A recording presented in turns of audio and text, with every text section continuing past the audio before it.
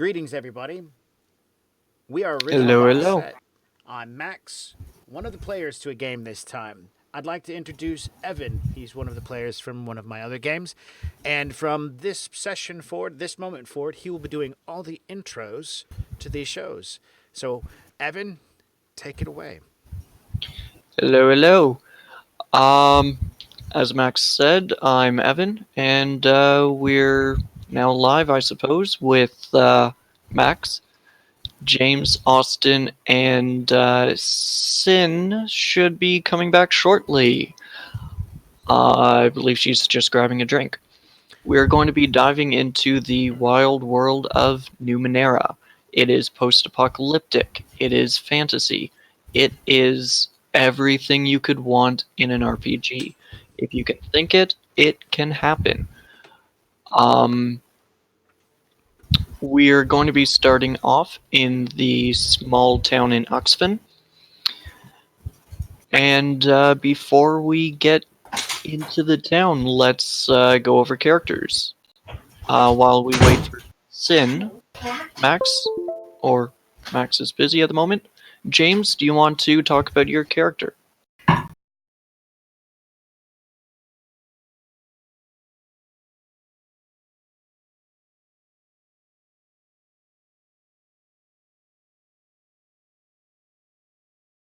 The ride, and along with his fast talking, he's got fast fingers, so watch your wallets.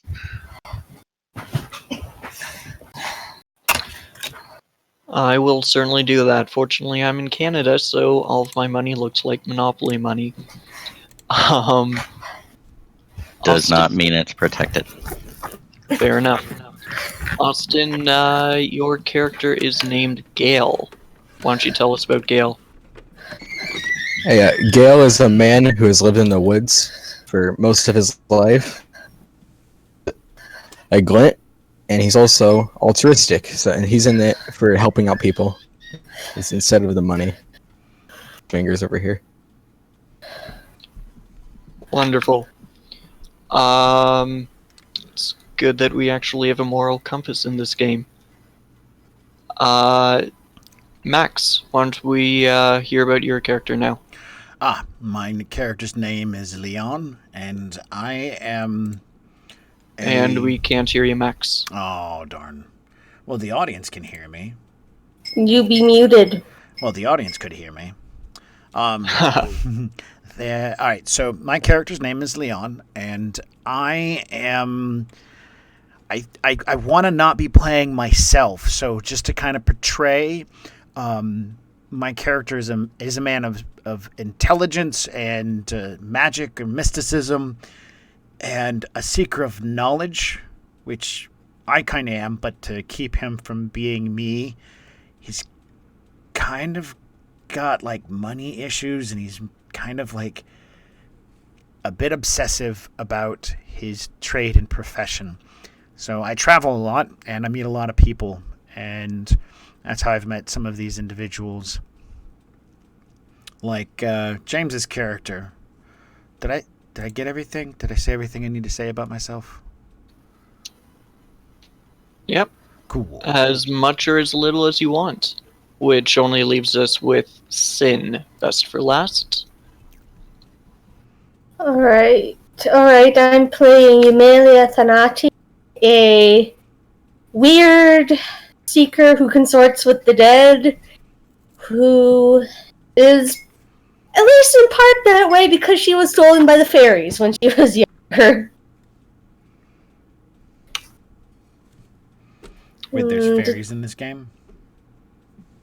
Not really, but that's... Absolutely. Just Yeah. smile There and can- nod. It's a lot easier with the girl that talks to dead people. Yeah. Yeah. No, I don't think they are actually fairies, but she was stolen by something. And while her family got her back, she's not quite, right. Mm-hmm. Yeah. Well, she is pretty weird, so Yeah. I'll give her that. Mm-hmm. And like I said, our our game starts in the town of Uxfun. Let me just pull up the image for you guys.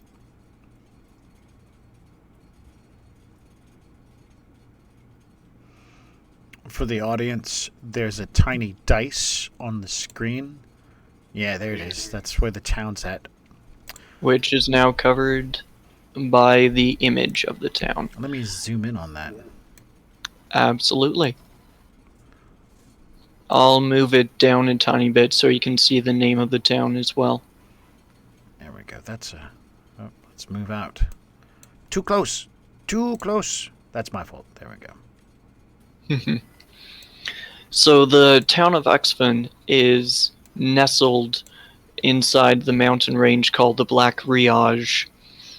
And within the town are a series of pipes running every which way imaginable. These pipes are primarily in order to transport heat, water, fuel around town, but some of the pipes are also open, allowing residents and visitors such as yourselves to meander around through town without going outside at all. Cool. Within this town, the way the town is set up politically is that the nobles pretty much run everything. There is no police force per se, but every single noble comes with town guards, which are realistically their own men, and they control the goings-on within this place.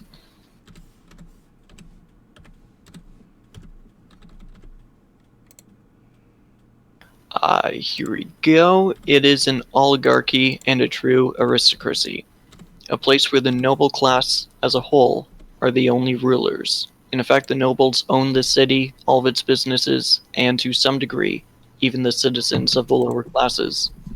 Ouch. The city has no military of its own, and the town guards are employed by the nobility. In effect, a person of one of the many noble families can do no wrong in Uxfun. And only the other nobles, who see order as good for the city and thus for themselves, keep them in check. Alright, so our party of 4 enter the city. In front of you, as I stated before, is a sprawling city built into the mountain range, various pipes running overhead. Some people can be found walking along at street level, but for the most part, can't really see anybody of interest. How would you like to proceed? I want to start off by apologizing to Robin. I forgot your character's name already. I should have wrote it down. Amelia. Okay. Eumelia. Or Melia.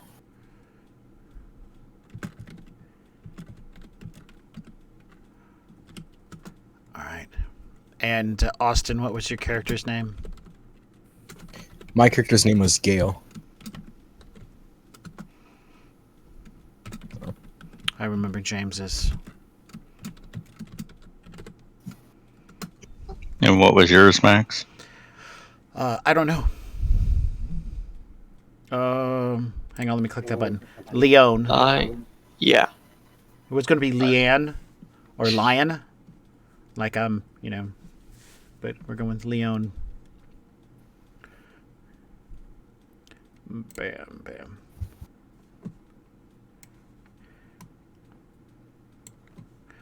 Umelia. Now that we've arrived, what was the name of the person who is seeking help? Do we know where we could... Is it someone here in town that you intend to contact for this job to make money? Game Master, what is the person? Serena. from the town over said that she had lost her contact with her sister. We are looking for Serena. You know, the strange woman with the fountain. With the fountains. She has lost her sister, so we are looking for the sister. Strange woman in the fountains, a town back.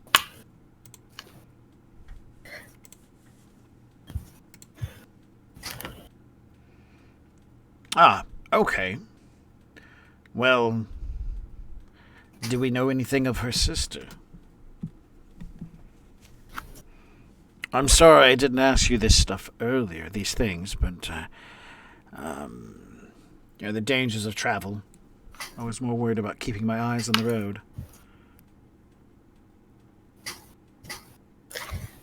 Do we know anything about the sister? Other than...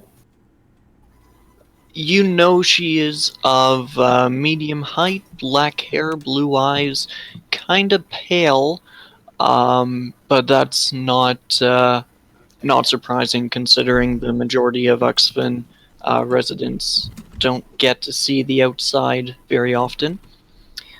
You do know that she was a merchant and could often be found at the markets. She was a merchant. I do not wish to go to the market myself, not after the last time, but perhaps your old friend and our new one could help. Nobody, it is not advisable to be wandering on the market without assistance, but yes, I think he and I could make our way there. All of us could go, I mean. But we also, since we are just now in town, I pull out my one shin that I have. We should probably think about finding some place to stay. I have only a shin to contribute to anything like that.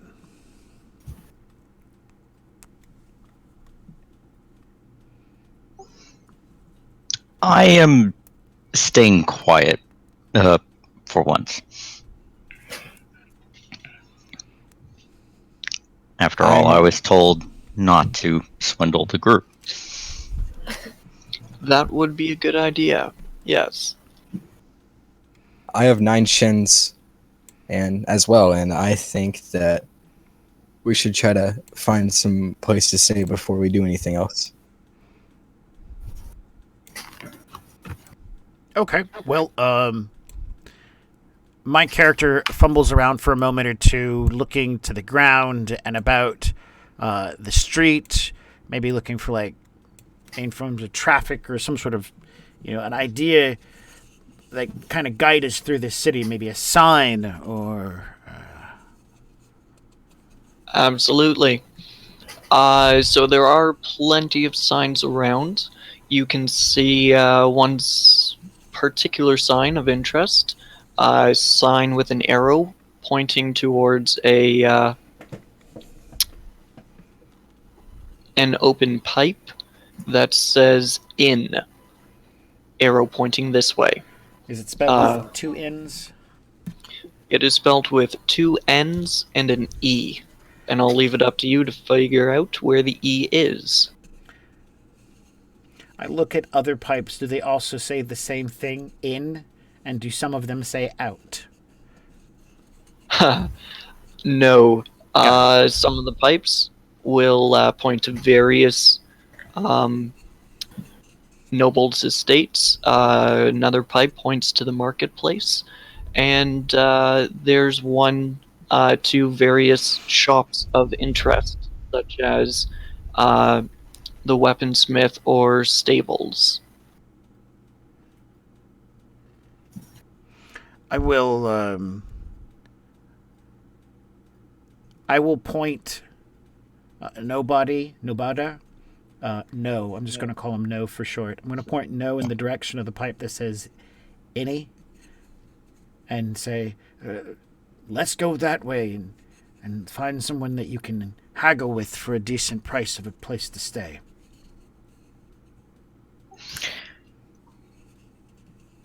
My eyes light up at the word haggle, and I turn around to see where Leon is pointing, and I immediately just start making a beeline for that pipe. All right. About 5 feet of trudging in, I stop, turn around, come back out, and go, "Are you guys following or not?"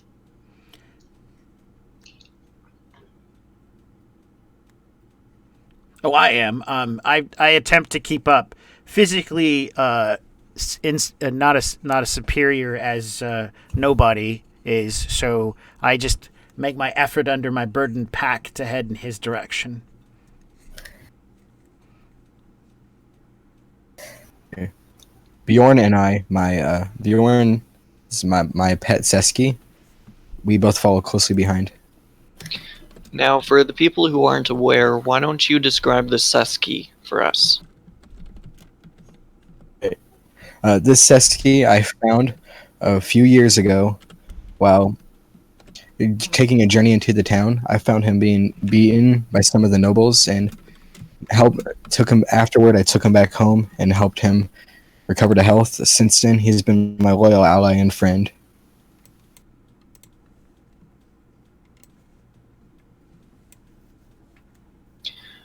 Okay. So for a physical description of a Seski, it resembles a large dog in stature. These four-footed creatures are covered in hard overlapping scales. The intricate patterns on the scales range from a greenish brown to black and white, spotted to the reddish hue of embered coals. From their backs grow a massive organic crystals. Standing about knee-high to most humans, Seski have large teeth, pointed ears, and bulbous tail ends.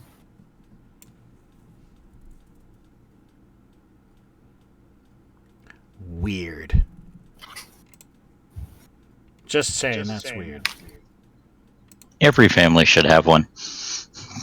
Don't you dare talk like that way about Bjorn. He is a beautiful boy. I definitely keep my distance from that. I probably have let it slip at least once. I called it an abomination, but for the most part, I just keep my distance from that thing because that's how I would view it, as a strange thing. Yeah. And an image of the Seski is now up on the screen for everyone to see. Ew. It is rather odd, as most things in Numenera. I know a couple of kids that would want one of those.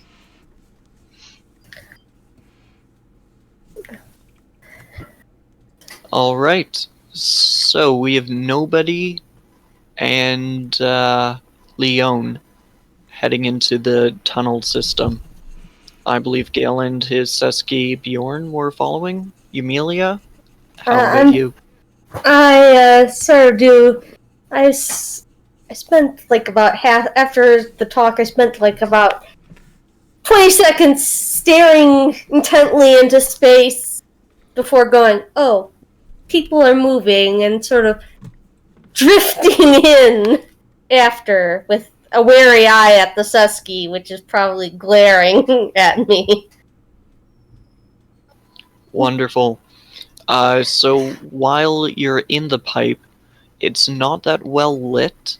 There are some small stones embedded in the sides that do give off a very faint blue glow. But you can quite clearly tell there's a light at the end of the tunnel, and you start making your way towards it. Only takes you guys 2, maybe 3 minutes to reach it, and it opens up right outside a small orange building with a red roof, couple of windows on the front, as well as a old-fashioned wood door. It does look kind of worn, definitely not new, but in decent condition. The words "in," this time properly spelled without the extra e, is located right above the door. I'm going to push nobody in. And how long were we planning on staying in this Days.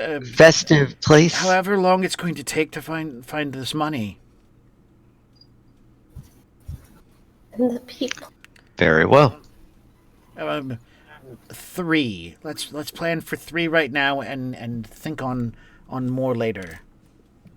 All right. I finally brush Leon's hands off of me, and I compose myself, clean, just straighten out my shirt, and brush off my right sleeve real quick, and I stand up straight and I walk in and to the front counter. All right. A short lady peers over the counter at you. And I'm sorry, can you describe what your character looks like?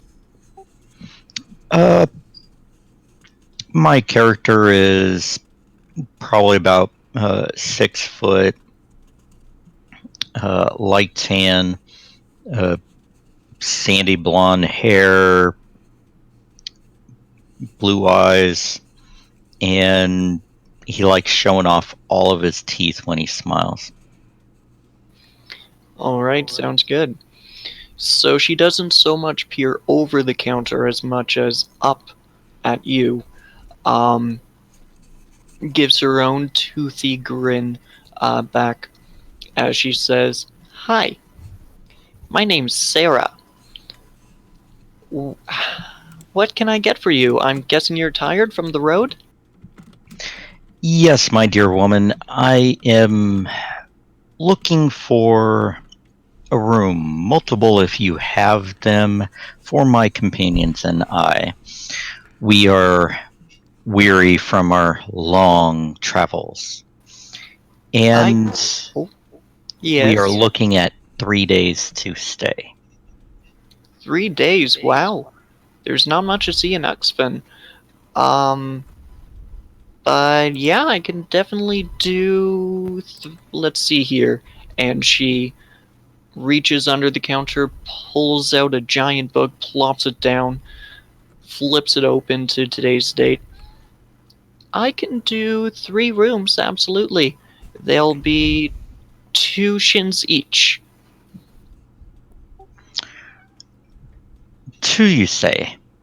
And I look back at the others, including Amelia. Does that sound like a fair price, or should we look for work as well? I tease my face and then make a hand gesture in the air like I have no clue. Like, this is fine. Just go forward with this. Is it 2 shins per night or for the 3 days? Per night.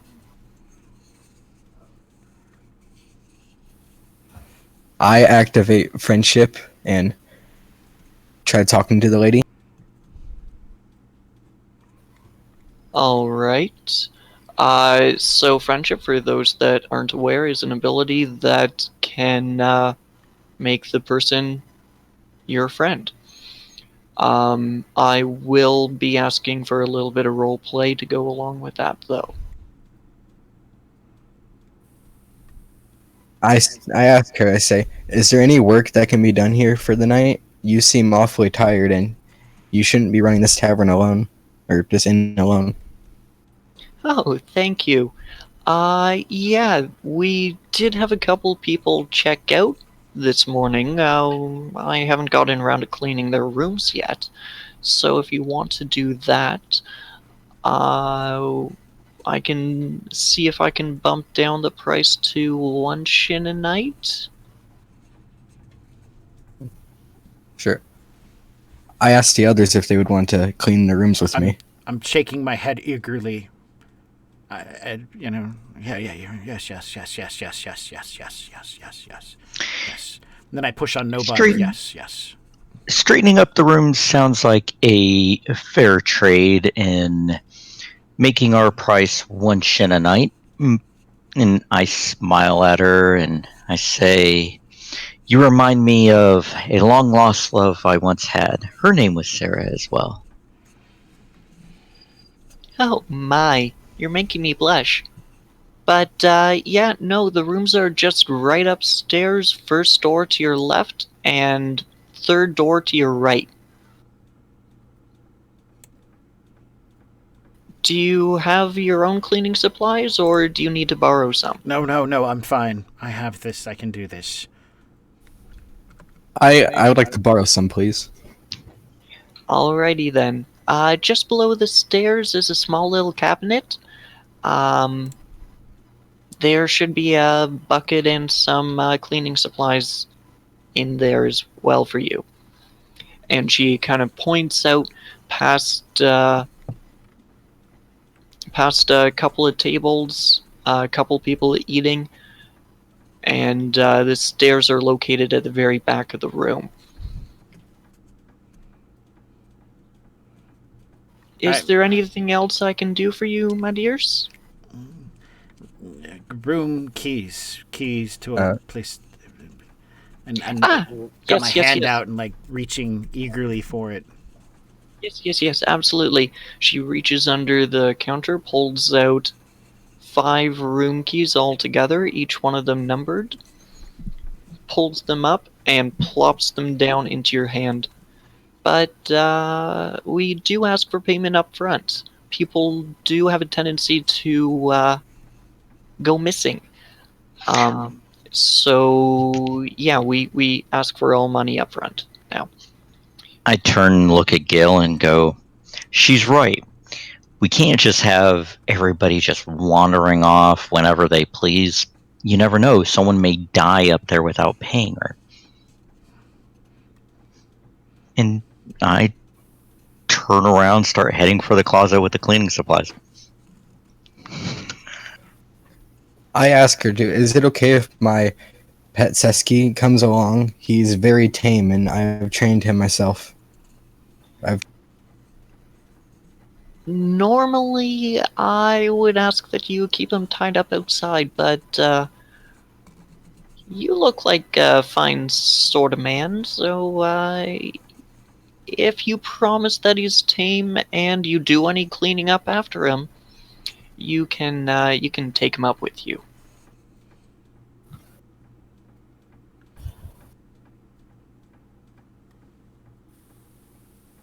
All right, I thank the lady and go get the cleaning supplies.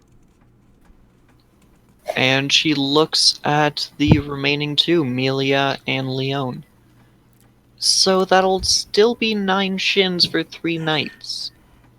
I look to Amelia and I say, "I will clean your share of the room," and then I walk off. The problem is I don't have 9 chins on me. I have 3. I already gave whoever my 1 shin, and I think that was Okay. James. So And I still have it. I sort of look back and say, it would be a shame if you did not stay here. do I know that you only have 3 shins on you? I imagine you would. Okay, then I would have said something different. I would have said, "One moment, I'm going to go get something from. I'm going to go get the shins from nobody. I'll be right back." From Yeah. nobody? I say that quietly, and when I realize she's heard me, I move away quickly and go after. And No. I just sort of pull out the owl, and if she looks at me, I pull out my owlus and start playing. Just like, don't ask. Serena looks kind of puzzled, but as Melia tells her to don't ask, She shrugs. She's definitely seen a lot weirder people. Well, She'll close up the book with a heavy thump and stow it back away underneath the counter. I pull myself onto the counter and start playing my aulas, which sounds sort of like a bagpipe, because it's two flutes played at the same time, and it sort of sounds like a bagpipe, because you've got the drone from one and the tune you often play with the other. Fair enough. So, I did research. When Leon approaches me about the money, I'm gonna look at him and go, Just give "I me the didn't give money." that to you." No, you didn't. You did it again. You did it again. You left me standing there without the money. And I look at Gail. You walked away without paying her? Some gentleman you are. Just not- And I pull out 3 shins, hand them to Leon, and I say, "This is for the room that we will share. And if they are in short supply of money, then I suppose I can give an extra 3 shins." I take the 6 shins greedily, like just snatch them out of his hand. Okay, thank you. Yeah, And I walk and off. the additional 6 he has to fight for. Or the additional 3 he has to fight for. I don't pay attention to that. I know that there's another 3 in her possession, and so I'm going to head back and just make the whole arrangement. I have 6 from No and 3 from Umilia, and that pretty much pays our bills.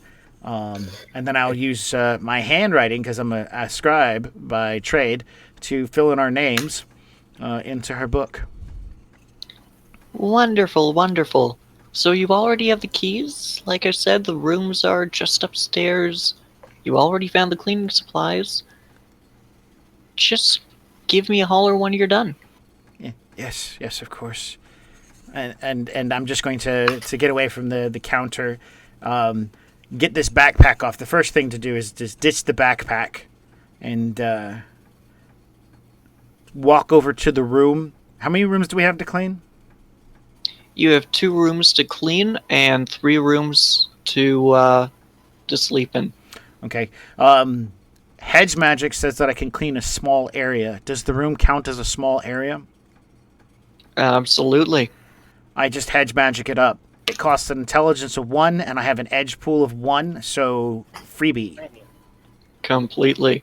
I walk Wonderful. to the entrance of the door. As I see them digging for supplies and pulling them out of the closet, I open the door. I lean in for a moment. Anuma Tiwana. The bed makes. Dust blows out the open window that shuts behind it. Things rearrange. Stuff shuffles under the edge of the bed. Pillows fluff themselves. Drawers close. Closet shuts itself. Candle wax gets cleaned up off the floor. I pull the door shut. This one's done. I'm going to go lay down. I'm tired. I look at Gil, and you said he wouldn't be worth anything because he does not look the part. Survival of the fittest. Since Leon and Nobody are both sharing a room, I ask if I can share it with them, since I helped get us the deal for cleaning rooms for 1 shin night, and in return, I pay him You have a room of your own. 1 shin. Now, these people are going missing. I do not want to go missing. You have the room with that thing. Look, Another day. Leon, I told you I'd give you money. No offense, Gail, but for once, I'm going to be straightforward. You need a bath. And I turn and look at his pet, and I go, "You're fine. Gail, you need a bath." How can you tell? Because I had to hold my breath the moment we walked into town. It's not that bad. I haven't taken a bath in 2 years. And that lies the problem. At least once a week. Fine. If I get a bath in this inn, can I room with you guys so I will not get kidnapped? I don't think they're gonna kid. If you room with us and you leave your pet alone in his own room, someone might take him. I meant the pet to come with us. He can pretend. No. I mean, if it will end this conversation, I am fine with it. Fine. I pay the lady 3 Shen and go to my own room. All that, he still goes to his own room. And while they were all debating, Emilia has started sweeping the other room that needed to be cleaned. Wonderful. I go to the room that Leon and I were heading to originally, and I freshen up a bit before checking a bed, before laying on it. I will, of course, pull all my things out and make sure that they're all still there. Everything. I stack my books up. I count them twice. I go through all my articles, items, and whatnot, just to make sure I have everything. Then I repack it back up. Check the bed.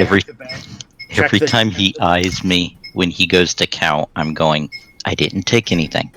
Not this time.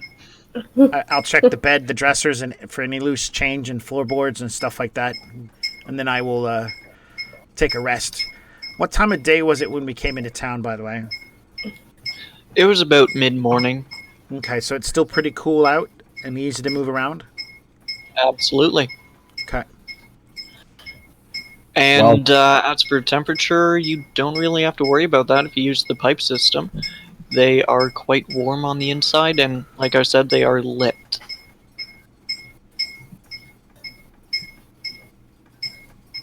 While Leon and nobody are scavenging the furniture for... I finish the work and clean the rest of the room. Alright. So the rooms are now clean. Everyone is comfortable in their own rooms. Only about a half hour has passed. It hasn't quite hit noon yet. What would you like to do?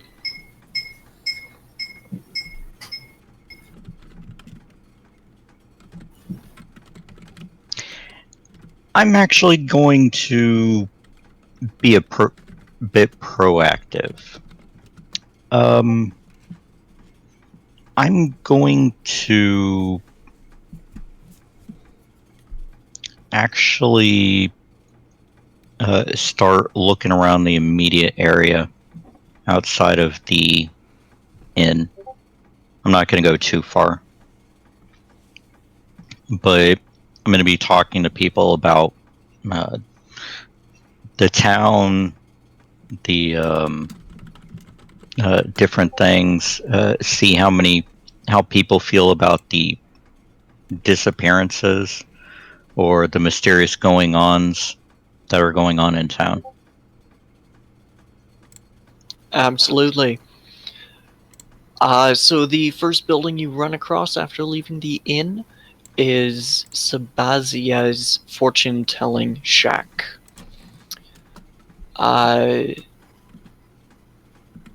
She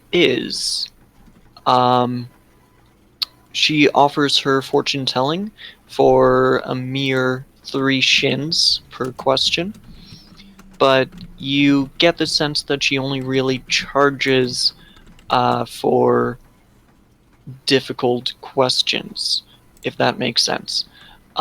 Questions such as, where did all of the missing people go? Or, will I find love in this life? For casual questions, you get the sense that you can just make small talk with her.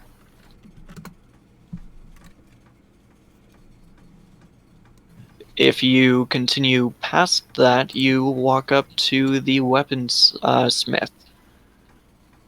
Darius is quite tall. He's muscular, handsome, with curly hair and a bushy mustache. People praise his wares throughout all of Uxfam. He is known to have a temper, though, so might want to be careful with him. Do you want to continue walking around or talk to one of those two? I'll actually talk to the weaponsmith, since a lot of people seem to praise his wares. I'm assuming at least half the town has been into his shop at least once, even if they've only been there to browse. And I'll just start talking to him as I'm browsing, and I have an ability called Coax Information. It lets me get information during a conversation, and the end result says, best of all, if you are successful, the person either doesn't realize the information slipped out, or they are not alarmed that they have given it to you. Wonderful. So I will have you roll an intellect check for that.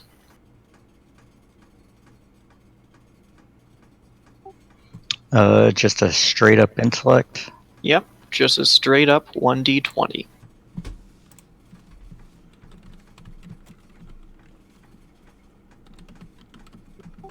And since I have a edge point in intellect, that means it doesn't cost me anything, right? Correct. Yep.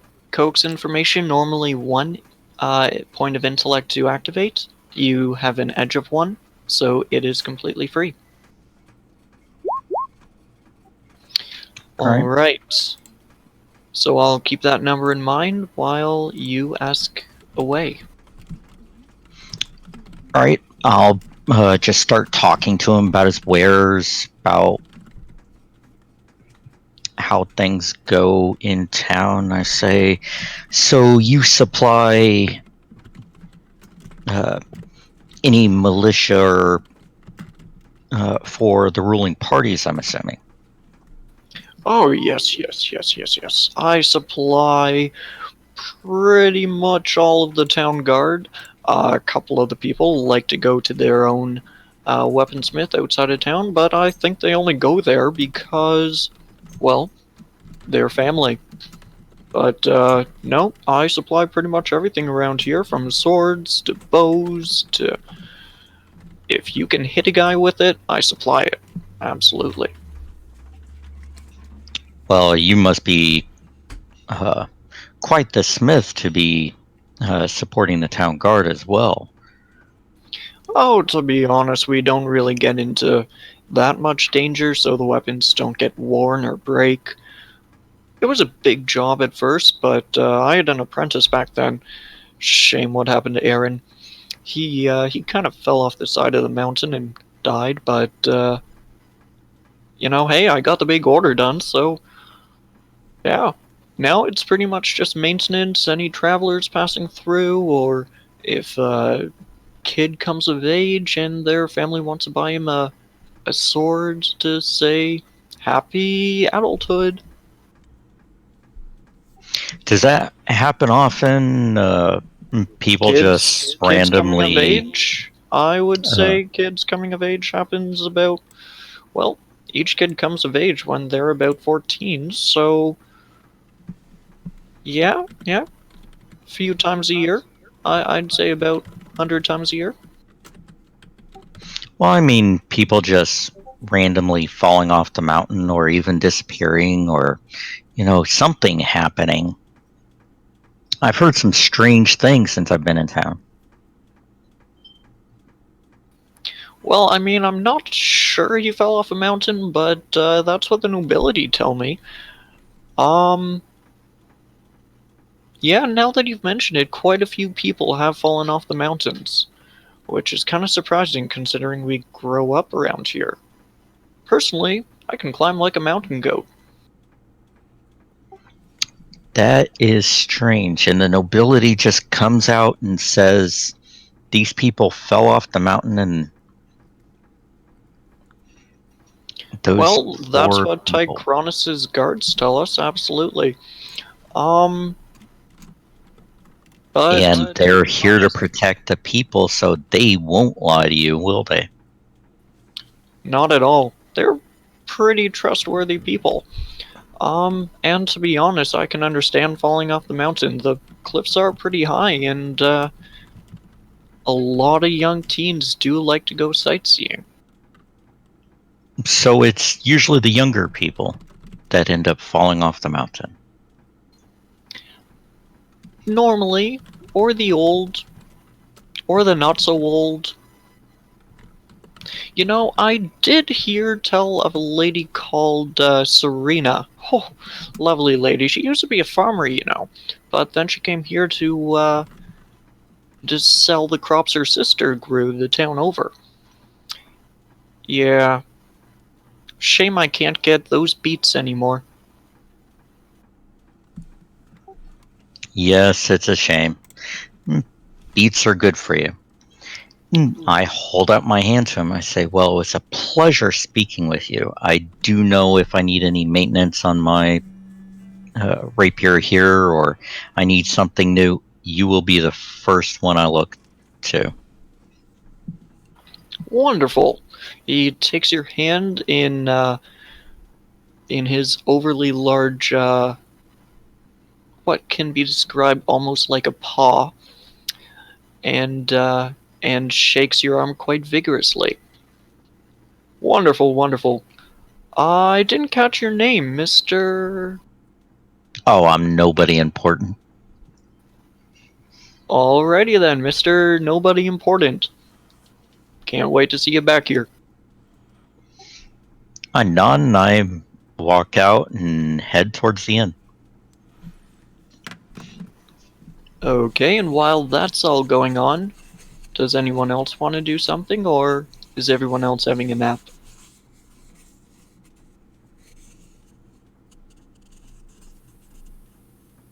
I think. I don't- I think. Eumelia is sitting outside on the roof, just sitting. Okay, I- so she's sitting outside on the roof, watching the Yeah. comings and goings. She can't really see much, considering most people use the pipe system. But, like I said, there are some odd travelers walking along at ground level. Nothing particularly of interest, though.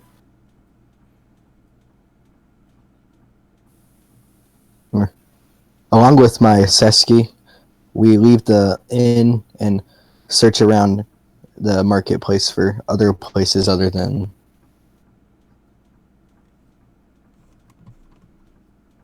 Absolutely. So you get to the marketplace. It's a row of small buildings. Some of the buildings appear boarded up, but there are some other shops around. There is one shop that seems to stand out. However, it's just a tiny bit more fancy, tiny bit more odd, and it says, "On the Osbergian. Inquire within." I go into the shop. All right. So, at first glance, the shop's walls are littered with odd, seemingly random pieces of equipment that you have no idea what they are or what they could be used for. The shopkeeper himself stands behind a small little desk and appears to be not quite human, as though he's slightly mutated. He's really tall, extremely thin, and has 6 fingers on each hand. His long white hair and wrinkled skin make him seem old, but you can never tell. I activate friendship and speak to the shopkeeper. The shopkeeper peers up over his desk. Why, hello, young sir. What can I do for you? What kind of shop? What kind of shop is this? Oh, this is all kinds of NUMENERA. If you think it's a random piece of junk, it probably has a use. And, oh, I see on your belt you already have some pieces. Can I take a look? I can identify them for you if you want me to, although I will charge you. No thanks. I think I already know what they can do. Alright, alright. Is there anything else? What kind of goods are you selling? Like, is there anything interesting in here that you would recommend? Well, I do sell, like I said, a couple pieces of NUMENERA that travelers have found, not knowing what they are. I also do buy NUMENERA items, but no, my specialty is actually identifying them. If you come across anything, I can normally about 10 to 20, depending on how difficult it is to identify. I can, yeah, I can tell you what they do. All right. I say goodbye. Thank you for all your help, and I shake his hand.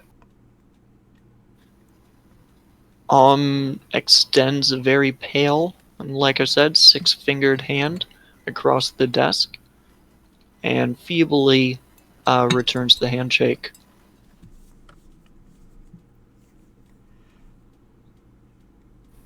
Take care, good sir. Take care. You too. It was good to meet you, and I leave the shop.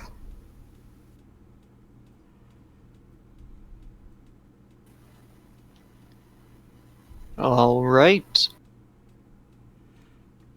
Is there anything else you'd like to do? I search for Leon and nobody in the marketplace. Fair enough.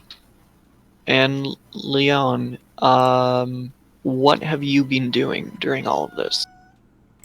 For the most part, resting. And after I've gotten, unexhausted, I imagine being as low as I put my physical stats, I will make sure to lock so the room's lockable. How secure is this lock, in my opinion? Can nobody get in it? I do have lockpicks. I'm sure if nobody tried, he could probably get in it, but for, the average person, they probably couldn't break in. On top of that, a locked room is as much a deterrent as anything else. I will make sure to put all my stuff under the bed. And then, can I use my hedge magic to maybe make it a little darker under the bed? Harder to see if there's anything under there? Yeah, absolutely. Okay. And then, after that, I realize that I'm by myself. I'll wander out into the front room area with my book on NUMENERA and all my oddity, the egg-shaped oddity in hand. Yeah, that's about it. I'm just going to wander out into the front porch. I'm not going to wander too far. And I imagine I can just hang out here and wait for other people to come back. I'm not a very sociable individual, so talking to people is not my forte. And I'll wait for Gale and Nobody and Amelia to come back and say, hey, we found out something, or maybe have a lead or something along those lines. In the meantime, I will be studying my egg-shaped bubble, getting it to activate, and just seeing if I can communicate with it. All right. And as you open your book and try to listen in to the egg-shaped bubble, you can hear a light murmur emerge from it. But you can't understand the language. And as you flip through the book, trying to figure out what language it is, the egg changes language to another one, and you can never quite pin down what the bauble is trying to tell you. I'm trying to just, right now, just find a way to keep it from changing channels on me. And other than that, I just wait for everybody else to return. All right. So with Gale going into the marketplace to find Nobody, you said you were returning to the inn, I believe? Yes, I was probably gone for a couple hours. Fair enough. So Gale, you stumble upon the weapon shop where Nobody was last seen, per se. You can choose to go in and talk to the shopkeeper if you want, or you can continue back to the inn.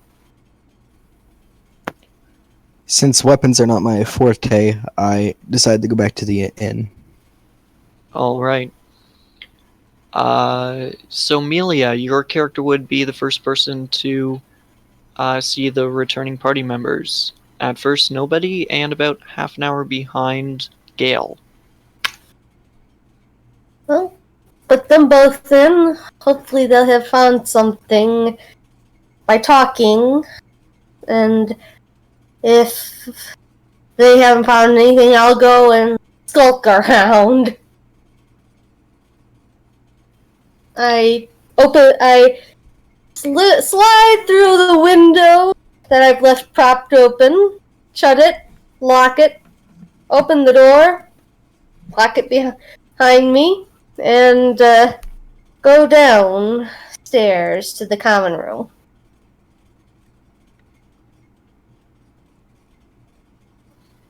Fair enough. All right. So with all four of you downstairs, feel free to meet up and talk.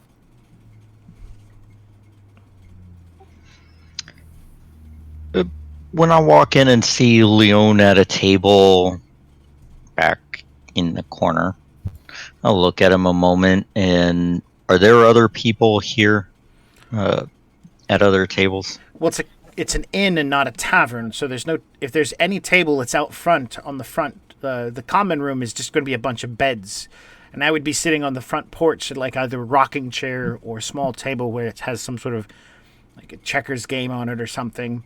And I'd have my book sitting next to me, and on the table there's a floating egg-shaped metallic bauble that glows and makes noise. And so, Are you playing with that again? yes, I'm very close. It just keeps. I think I have found the controls to keep it from changing, and if I can, I know this will help me. Never mind. Did you find out anything? Yes, everybody fell off a cliff. That's what? Apparently, everybody that goes missing actually falls off a cliff, according to the guards of one noble in particular. Oh. Don't say their name. That'll only draw attention to us. That's the last thing we need.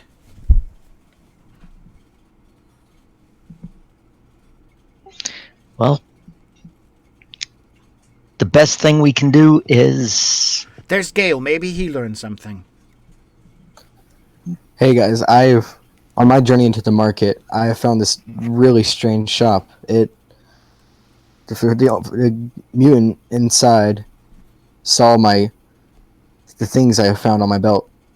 Like, somehow he thinks he knows what they are. I have never been able to figure out, but I don't.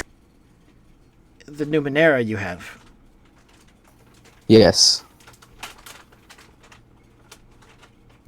Yes. So he could identify them?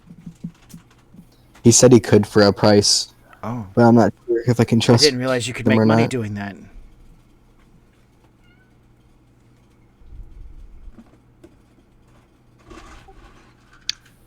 What about Sounds you like, guys? What have you guys found? well, unfortunately, everybody's falling off cliffs these days. In a town like this, near the cliffs? What about Serena? Did you ask about her? Do we know anything about her? I mean, you did ask She, about her, right? yes, apparently, she used to come here to sell beets from the next town over. Unfortunately, she fell off a cliff. Oh. I didn't have Must to ask about her. unusual weather. People falling off cliffs. I would think we would have noticed. I would have noticed the corpse song when we approached. Well, the interesting thing is that a majority of these people that fell off cliffs have been living here since they were born. Serena was from out of town, though. Yes. Quite a number of them were young people having just come of age. A small number were. Now, on the various talks with people in matching the numbers, I'm assuming most of them were young adults to probably about mid-20s. And very few of Absolutely. them were elderly. You got the sense that about 40% of them were, like you said, under their mid-20s. The next 30% were the elderly, and the last 10% were, like Serena, full adults, but not quite old adults, per se. But every single one of them were, what, middle class? That, yes, someone would miss them, but no one would really push the issue. Exactly. Yep. Why would someone selling beets be near the mountains? Wouldn't they only need to be in the marketplace? Maybe we should go see where she would work and talk to those who would be around her place where she sold her beets. Maybe the mountain goats have money. That's a strange thing to say. That makes no sense. Well, the weaponsmith said he can climb like a mountain goat. Is he a mountain goat? I hate riddles. Hey, he's got the beard of one. In fact, his own apprentice was one of the people that fell off the mountain. They were, and he supplies and maintains all of the town guard's weapons and armor. If his apprentice fell off the mountain, why wouldn't he go searching for his body? Was he not dear to him? The town guard told him he fell off the mountain.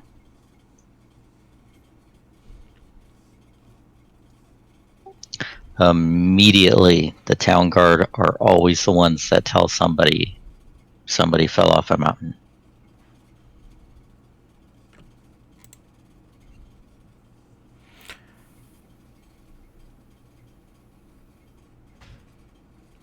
Then we should I think we should go to where Serena was working from, where she sold her beads from.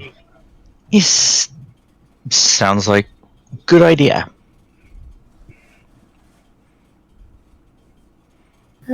I go up We leave and now? make sure.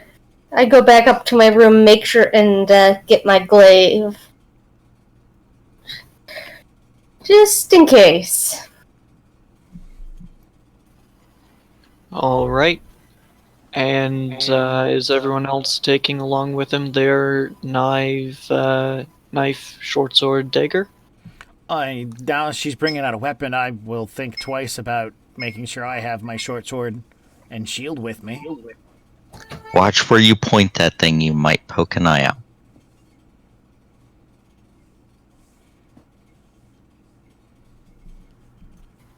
All right. So I'll assume that everyone's taking along with them their weapons. Yes, I always have the rapier with me. Beautiful. It's about a half-hour walk back to the marketplace, and you stumble across, or you make your way rather, to one building that clearly states Serena's Beats over the top. The door and windows are boarded up, and there is a for sale sign on the building.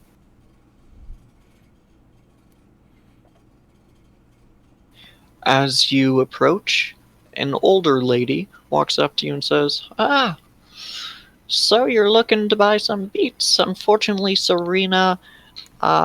well, Serena no longer sells beats. I heard she fell off a mountain a couple of weeks ago. But there's a couple other shops down the road that sell fresh produce. It's kind of a rarity in this town, though."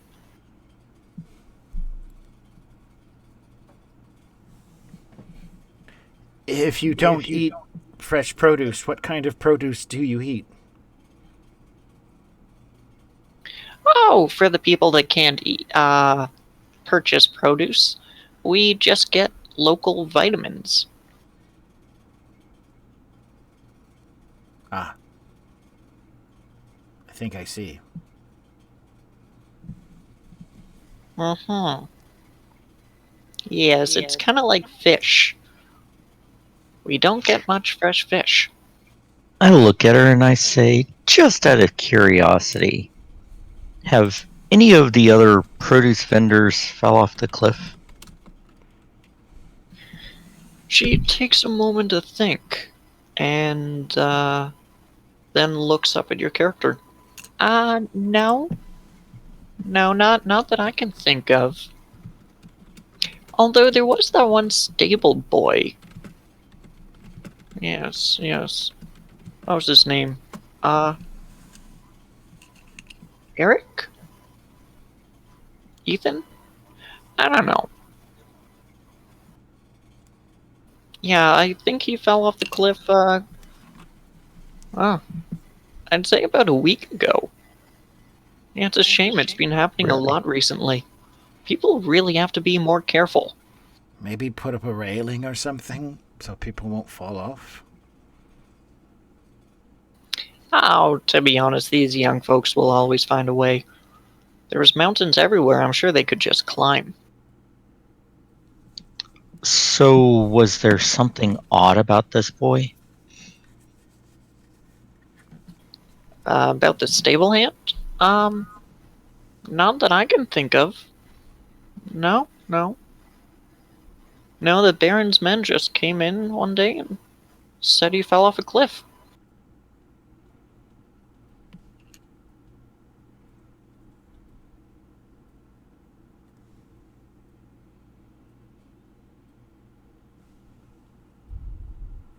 And you didn't find that odd? Well, no. One, cliffs are everywhere, and it's been happening so frequently, of late that, it's no surprise anymore. I mean, I'm going to pull nobody, Gale. I'm going to pull everybody to one side. I don't understand. How could these people just accept that this keeps happening? And I look back Are they over to not- her. And then I look back at the rest of the team.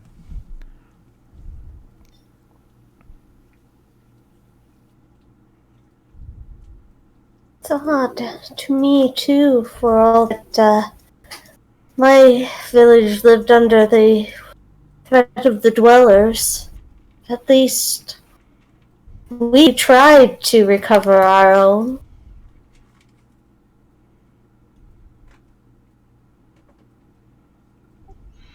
I rub my chin a moment and I turn around, I look at the woman and I say, where do you get these vitamins from if you can't afford produce? This is Oh, not time that- to be thinking about food. I shush him for a moment. Oh, that would be from Yeah, anything that no one really understands, we get from him. From Om. And where do I find Just down the street, a little ways away. If you look for really big fancy scenery, that's Well, thank you very much. As for our potential purchase of the shop, I think we'll look into it. It is a fine place and it does have a fine location, and I'm pretty sure that we have enough skills between us that will make an interest from the townsfolk.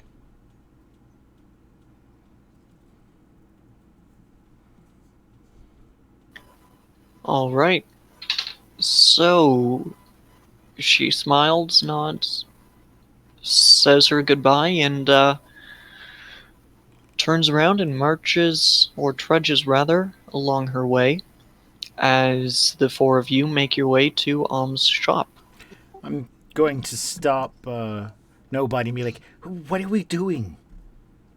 I'm not looking for food. I'm just curious as to why these people fell off a cliff, and I hold up fingers and quotes. Because someone pushed them. And what if none of them took vitamins? Oh. You think this is a competition and it's about money. I don't think that's what it Exactly. is. It could be one potential thing, but we have to look for some way to tie them all together. Okay.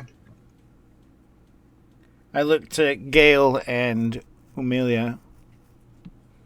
I guess we go look at vitamins.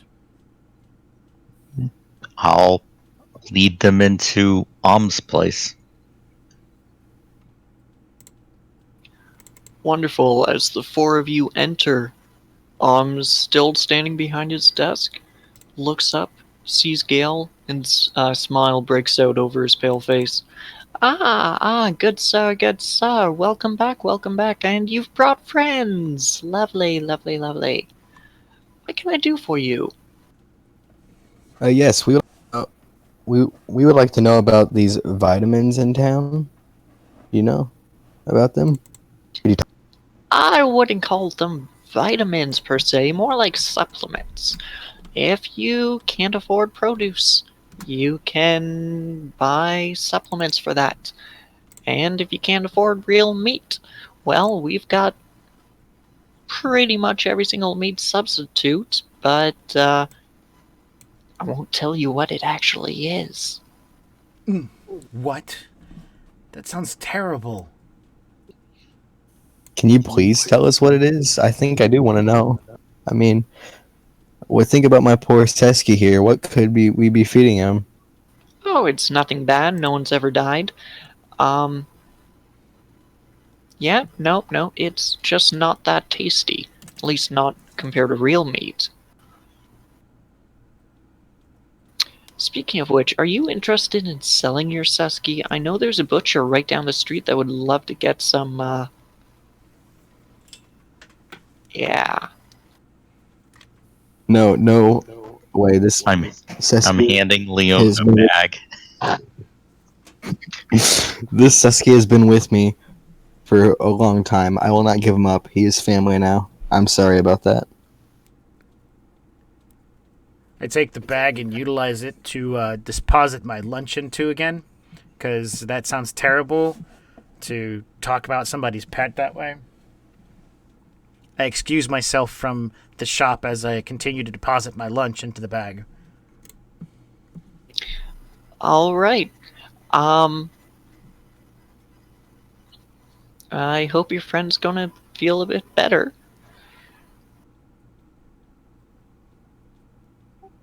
He won't, but he'll get over it. All right. So if you're not interested in my supplements, what else can I do for you? Oh my. You all have pieces of Numenera? I was actually curious. Where do you get these supplements from? Oh, why I built them myself. It's rather simple once you know how to manipulate weird technology you find. Is there anyone that supplies you with the ingredients?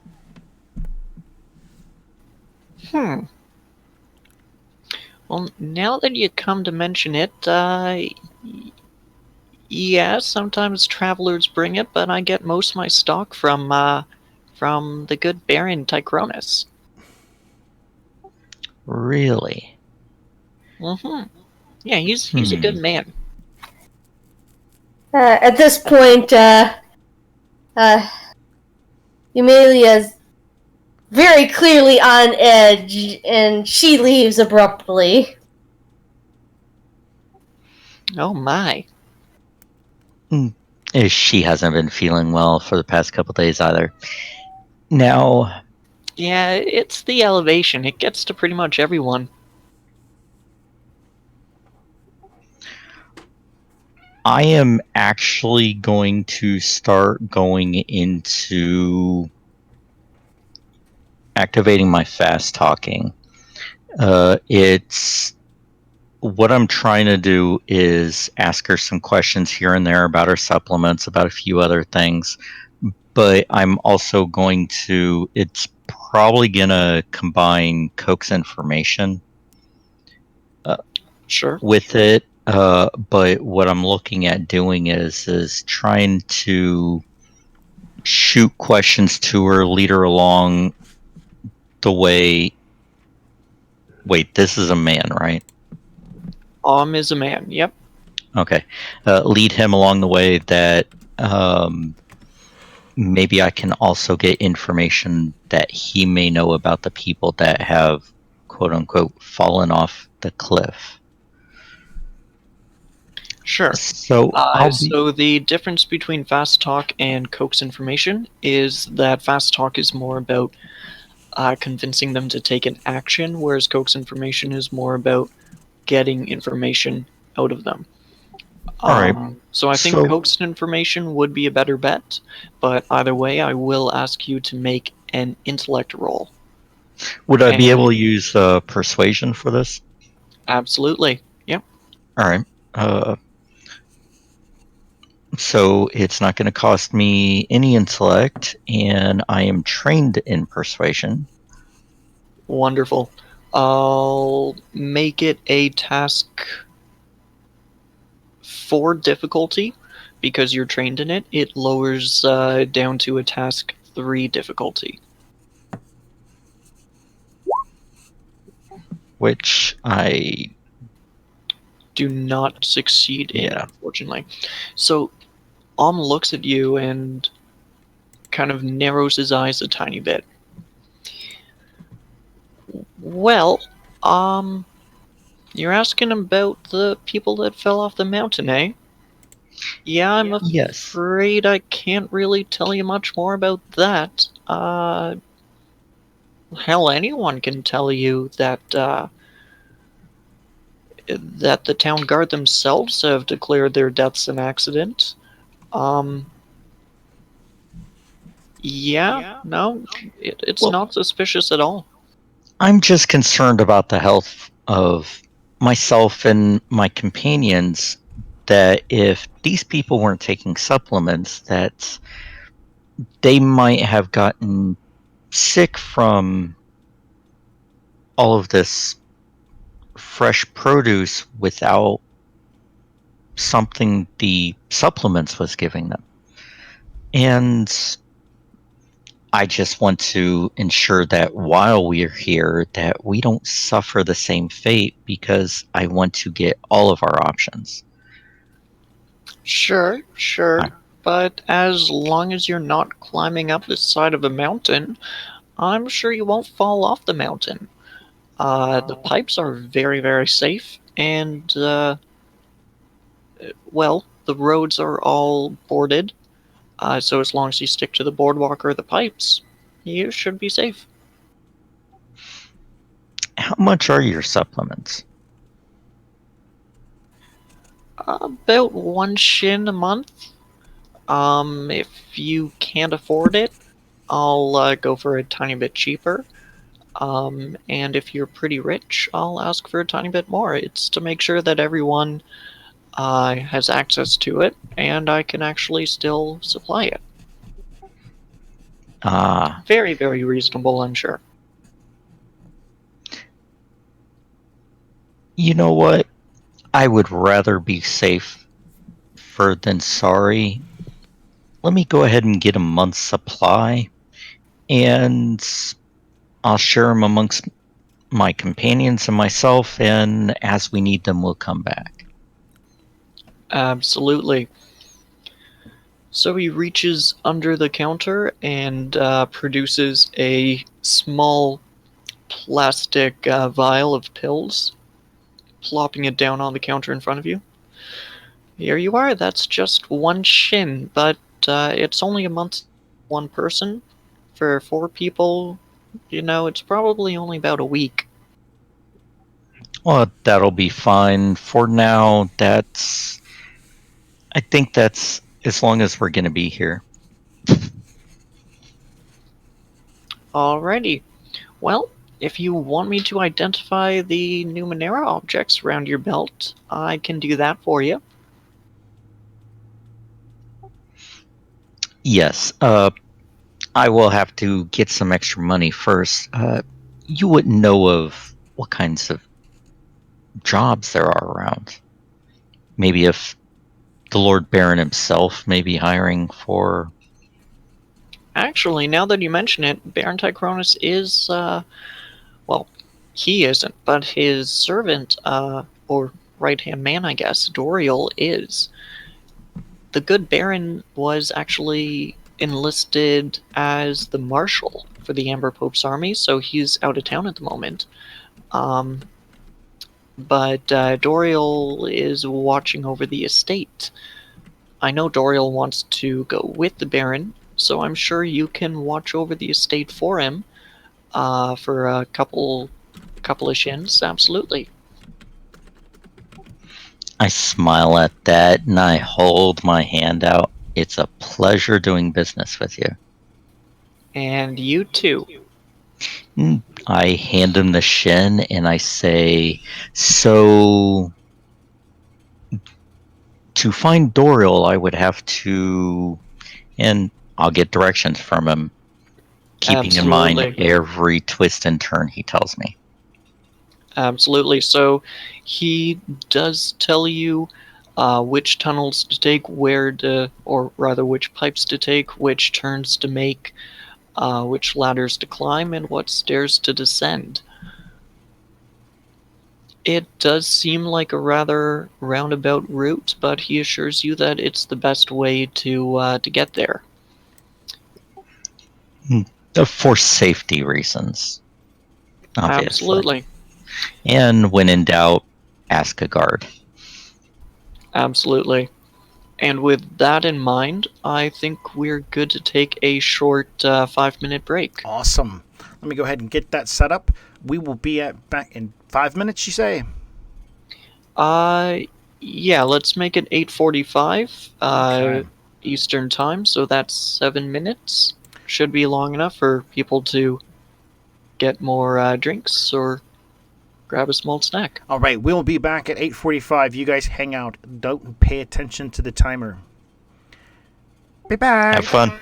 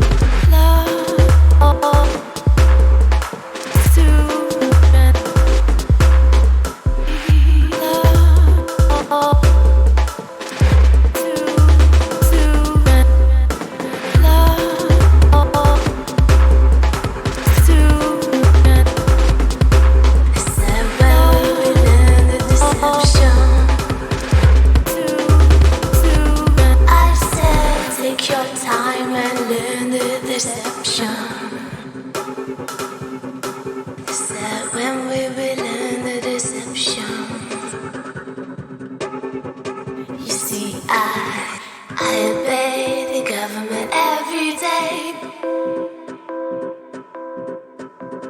I obey the government every day. You see, I obey the government every day. The question is when the government will obey me. I obey the government every day. I obey because I don't want the war and the constant deception, the lies in the media, with no children anymore.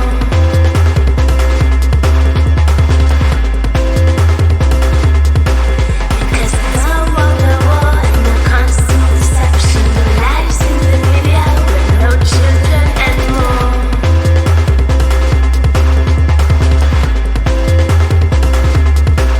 Because I don't want the war and the constant deception, the lies in the media, with no children anymore.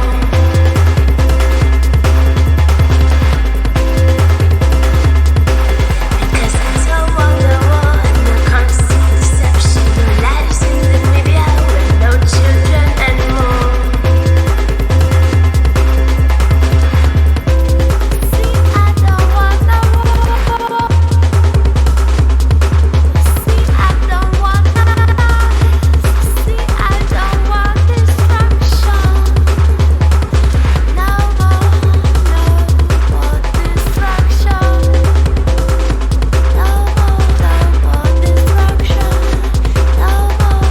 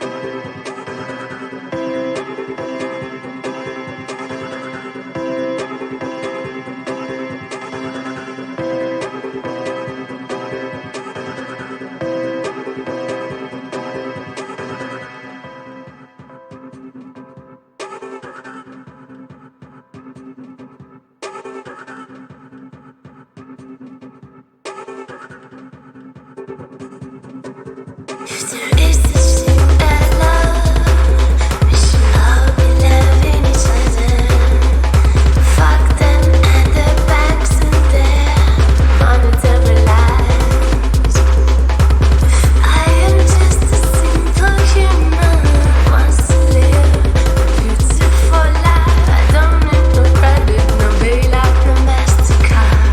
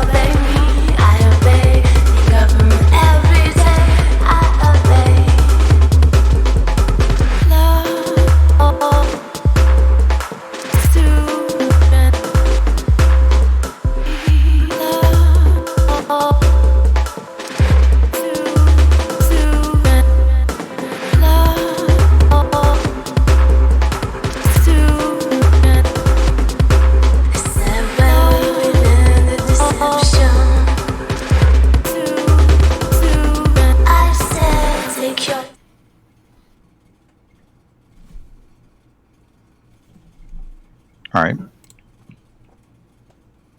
We're back. That's your. And we're back. Force of habit, I was waiting for Max to welcome us back. We'll work on Our that one. we will. Our adventurers are now approaching Baron Tychronus's estate to seek employment, or at least that is their excuse. They emerge from the tunnel system, and let me pull up. Actually, you know what? Yeah, they emerge from the tunnel system or the pipe system and are met by an older, porterly man who goes by the name of Dorian. Hello. Hello there.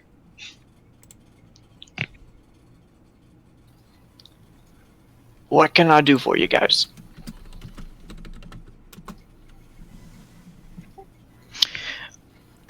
Are you the one that? Hi. Are you the? Hi.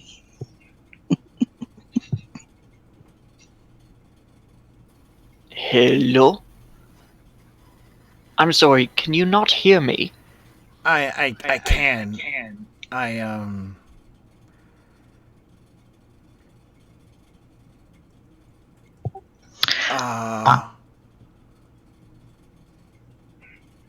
I look at No, him. speak to him.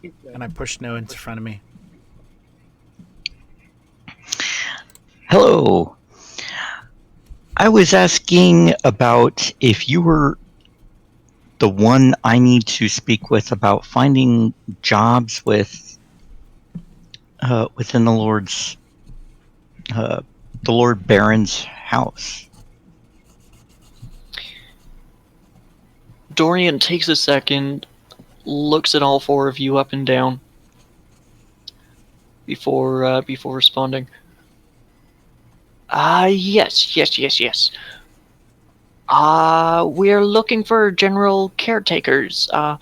Nothing too big, just making sure that the slaves don't, run away, slack off, or fall off a cliff. Do you think you're up for that? Oh, that's nothing to worry about. I point at Millie. I say, she's a fine guard, and this one, and I point at Gale, loves chasing them down. The last town we were at, he would let the occasional one just be unmanacled, especially if they weren't pulling their weight in work. And he let them have, I look at Gil, a day's head start at most, and I don't even wait for an answer. I look back at him again and I say, and this one is just absolutely ruthless, and I point at Leon. He doesn't look it, which is the best part about his intensity on being a slave master. As for me, I'm the kind that likes to fill them with hope before letting these three talk to them. I see. Alrighty. Well, the job pays 1 shin a day. I don't expect to be gone for more than a month, but I'll pay you when I get back. I will give you 100 shins right now, but that's only for expenses, and you have to be able to account for all of the expenses. You think you can do that? I say, my learned friend here is excellent at bookkeeping, and I know for a fact that he will be able to keep track of every coin that we must spend for some reason. And I smile, I look at the group, and I say, does that sound good enough for everybody? 1 shin a day plus 100 for expenses? Oh, yes, that sounds great. I like that, and I hold my hand out, expecting money.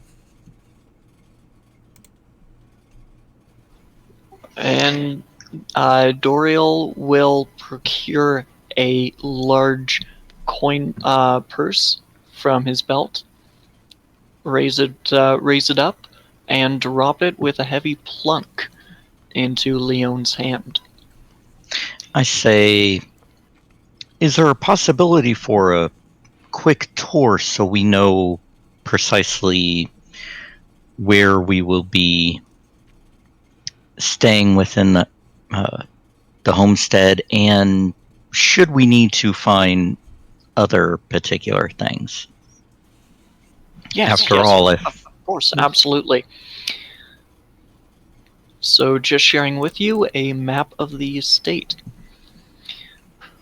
All right, follow me. And he leads you into the first room, the sitting room. As he leads you throughout the house, he'll point to the dining room and then to the kitchen, saying, "Yes, in there, there's the kitchen and the dining room. Here's here's the foyer and the tower study. Goes all the way up, to a small little library. Upstairs, uh, also up the main stairs or through the tower study steps, is the guest bedrooms, which is where you'll be staying. There's 4 of them. The other 3 bedrooms, which are just over here, are locked. They're my room and the Baron's room. There's a small little storage shack and the stables outside as well. I nod and I say, and are any of the guards posted within the house? No guards are posted in the house. Nope. That's kind of your job. Where are the slaves? The slaves are probably in the kitchen right now. They'll be cooking up dinner for everyone. And how many do we have? There'll be 2 slaves that don't worry about the slaves. They'll be sleeping in the stables, but they'll be around to tend the estate. Stables won't need any work done though, because there are no animals at the moment. So yeah, it's really just maintaining the building.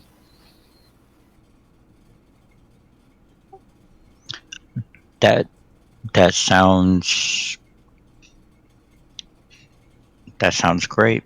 And we only have to worry about the 2. There are no others that we are expecting to come or go. No, no. He is a baron, so some people might come and ask for him, but he's, like I said, he's not here. He's gone away with the Amber Pope, and I'll be joining him shortly. And why was he called away to join the Amber Pope? Don't you know? There's a war going on right now with the Gaians to the north. The Baron Tigronus is called to be the marshal, so he'll be leading all of the men. Ah, I see. I'm sorry. We just arrived here a couple of days ago, and we found out that you were looking for someone to watch the Baron's estate while you were gone, and I decided it would be best if we offered our services because we've heard such great things about the Baron. Yes. He's a good man.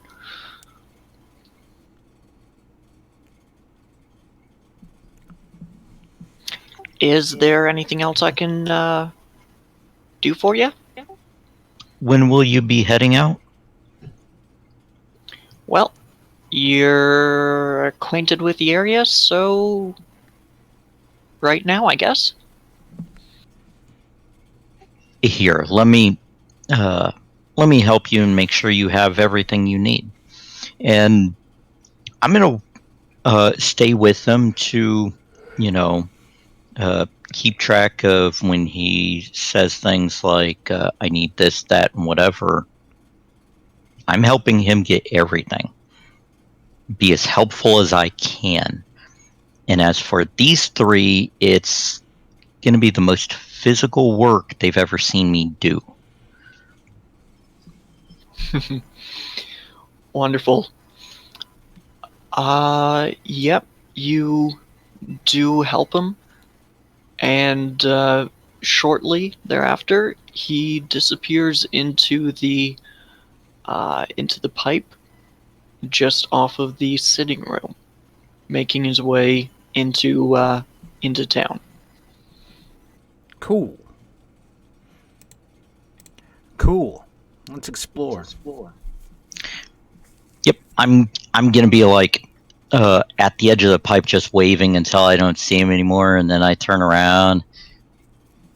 I pull out some of my lockpicks and I go, "So, let's see what's behind door number 1." I'm going to push his lockpicks into his cape and be like, not now. Wait until the help have gone to sleep or something. Oh yes, lunch. Oh, by the way, I show him the bottle of supplements. I say, apparently our Lord Baron supplies a majority of the ingredients for these. I'll take them. I'll figure out if they're dangerous or not. Yeah.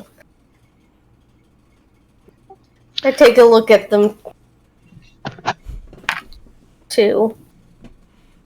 Yeah, we could go study them together. Maybe find some place Yeah. that's well lit, look over them, make sure they're not NUMENERA or magical or something like that. So I was just thinking, Doriel left to join the Baron at a war. Mm-hmm.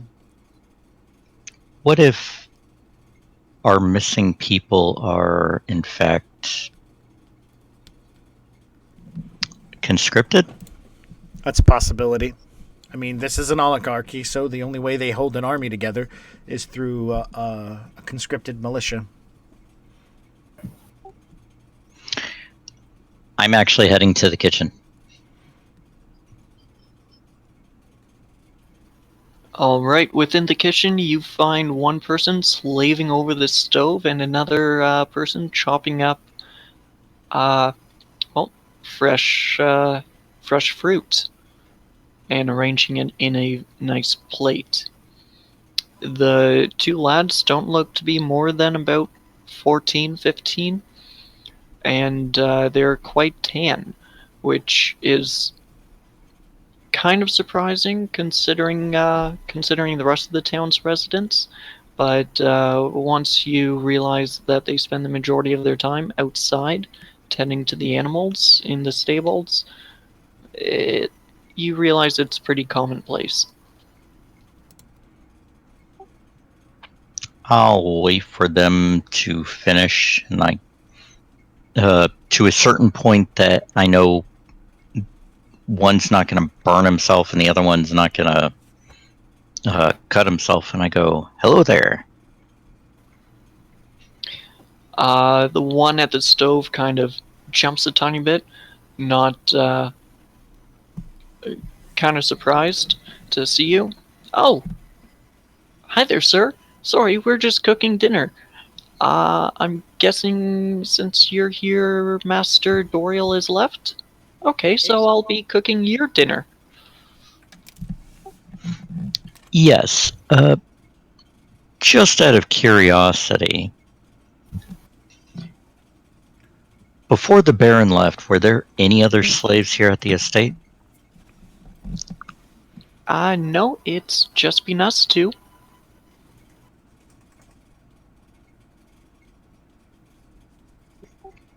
And other than the Baron, Lord Doriel, and any of the town guard, you've never seen anyone else here? Well, we get the odd passerby, but not really. The Baron doesn't really entertain many people.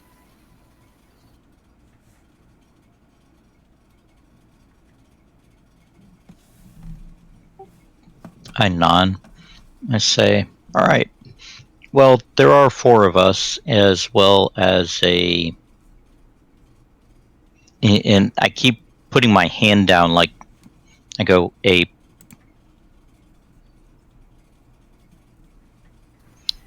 Seski? yes. Yeah. They're pretty common pets, actually. Don't worry, we'll make sure to defeat the Seski too. Is there a wine room? I'm sure you can find a couple bottles in the storage shed, but we don't really drink all that much. I'm just curious as to the Baron's taste in case I decide to gift him with something later on. Oh yes, absolutely. He does prefer fresh mineral water, but that's in large quantities up here. Um, no, he pretty much just buys whatever he needs. All right, then. And I'll leave them to it and head for the storage room. Alright, so you'll probably make your way out through the dining room door, and to the storage shed. There is a closed pipe running behind it, but you could assume that it's just supplying heat to the storage shed to provide a constant ambient temperature.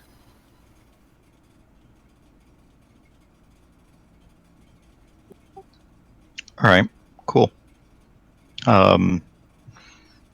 I am actually, until I'm called for lunch, I'm going to spend my time in the storage room actually looking around, including the pipe.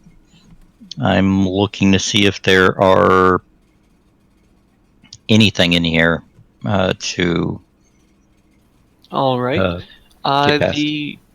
The shed itself is just contains a couple of tools, some supplies, lumber, the odd case of wine. Nothing particularly interesting. And while you're doing that, let's move on to the other 3. What are you 3 doing?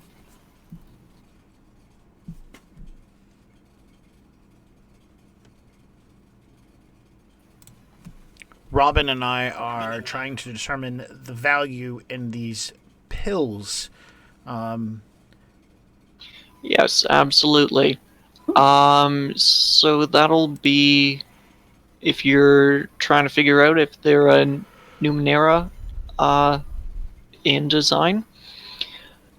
What you can do, because you're both trained in it, is one person can provide an asset to the other person. Okay. Okay. After that, it will be a task 5 difficulty. If you're trained, it goes down to a task 4, and if you're specialized, it goes down to a task 3. I'll provide him an asset. I'm trained in Numenera. Sure. So with training, it goes down to a task 4. Because she's providing you with an asset, it goes down to a task 3. Okay. Let's see. I don't have any ciphers that can assist me. I can use my scan ability, which allows me to scan an area equal to the size of a 10-foot cube, including all objects or creatures within the area. The area must be within short range. Scanning a creature or object always reveals its level, a measure of how powerful, dangerous, or difficult it is. You also learn whatever facts the GM feels are pertinent about the matter and energy in that area. For example, you might learn that a wooden box contains a device of metal and synth. You might learn that the glass cylinder is full of poisonous gas, and that it is metal stand has an electric field running through it, connecting the metal mesh to the floor. Absolutely. So, using the scan ability, you can tell that it is NUMENERA in essence, and that it is a difficulty or a level 5 piece of NUMENERA. Okay, so with her help, it goes down to a 4, right? Down to a task 3. Task. So you can either pull up your character sheet on the bottom right. There is a roll versus difficulty. You can just hit 3. Or in the chat, you can simply type in roll 1d20. 17. So one All right, success. Absolutely. So as you look at the vial of pills, you can tell that they're simply anti-venom. A small, rather common cipher. Is it each pill is a dosage, or is it something that you take several of to make a dose? Yep. So if you do take one a day, you can tell that it obviously wards off any ill effects. But in order to get the immunity from the anti-venom lasting for one day, you will have to take half the bottle. Oh boy. So take it over a period of time and gain the immunity, or take it... So take it over a period of time and you ward off the effects of any poison. If you take half of it, you rid your body of any poison, and you become immune to that poison for one day. Okay. Good to know. So we have 2 doses of emergency antivenom. Cool. Mm-hmm. I'll write a dose on my character sheet if Robin would write the other dose on her character sheet. Mm-hmm. What level is it?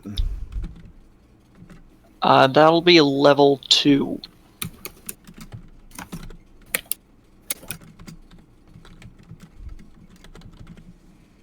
Cool.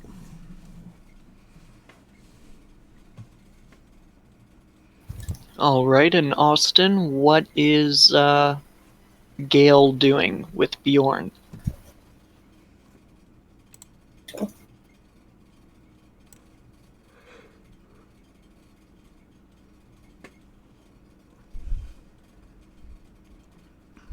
Uh-oh. Do we lose him? I think we've lost him. He is typing in the chat. While we wait for him and figure out the technicalities, let's continue with... we did not, Austin. With Max and Robin. Okay. Austin, keep working on trying to get your microphone to come through. We'll let you know when we hear you. Robin, Amelia, Doriel mentioned that there's a library on the 2nd floor. Since we have this figured out, I'm going to excuse myself and go check it out and take a look at it. Unless you want to join with me. No, I think I will look for signs of other habitation in the area. Okay. Beyond what we have been told. Signs of people beyond what we have been told. live here. Okay. Okay. Yeah. I'll be in the library. Go feed your book hunger. And I will disappear. All right. So Robin, just handling your character really quickly. As you wander through the house, you can't tell that there's anyone else living here. It does seem rather empty. You do, however, see the 4 bedrooms set up for you on the second floor. The beds don't appear to have been slept in recently, and they're all made up extremely neatly. For Max, your character, Leon, makes his way to the tower study. It's more of a study than a library, although it does have quite the collection of books along one side. Okay. Okay. Not a problem. I'm just going to look over the contents of the library and look for anything that might pertain to me, something that draws my attention. Or better yet, I'll just start reading all of the books. All right. So the shelves of books full of all topics, but the collection is primarily focused on hunting and warfare in both fiction and nonfiction. In the center of the room is a great wooden desk piled high with drafts of a book that you assume the Baron Tychronus is writing. If you take a look at it, it appears to be a mix of a memoir and a tactical guide, although it doesn't seem all that well written.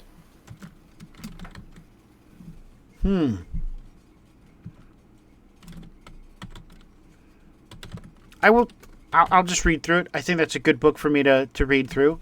Maybe look for some sort of dog-eared pages or something. Certainly. For the most part, what I'm trying to do is discern this man's intellectual taste. I don't have really... If he doesn't have any NUMENERA books, I don't really care. But I mean, I still want to kind of like... Because right now, as far as it goes for missing people, he's our lead. Absolutely. So as you're flipping through the memoir, you do come across something written on the margins of one page, and it says, The Art of Tactics, which appears to be a book title which appears to be a book title.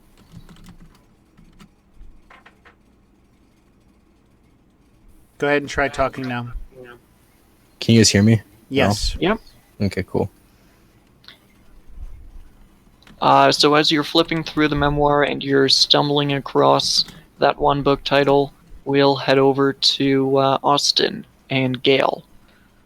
What will Gale be doing during this time? Gale is searching the house, exploring the rooms for other such. Sure, so you'll be accompanying Robin's character, Emilia. As I told her, as you make your way throughout the house, it's not all that lavish. You get the sense that he likes his money, he likes holding on to his money, and doesn't like spending his money. It's a cozy house, it's a well put together house, but there aren't any elaborate statues, per se.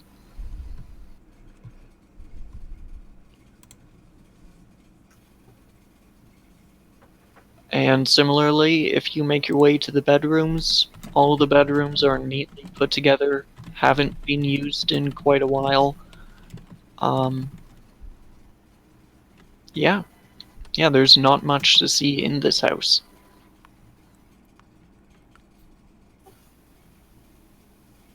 How about outside the house? Okay, let's go to explore the stables. Sure. The stables appear to have been used quite recently, but there aren't any animals here anymore. And as you leave the stables, you hear someone shout, "Lunchtime!"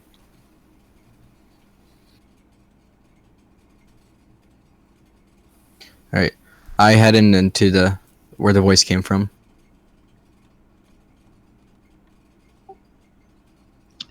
Well, if I hear it, then I will stop where I'm at, and I will turn around and start to head in. I'll take the book with me and go find out where this food's at. Free food.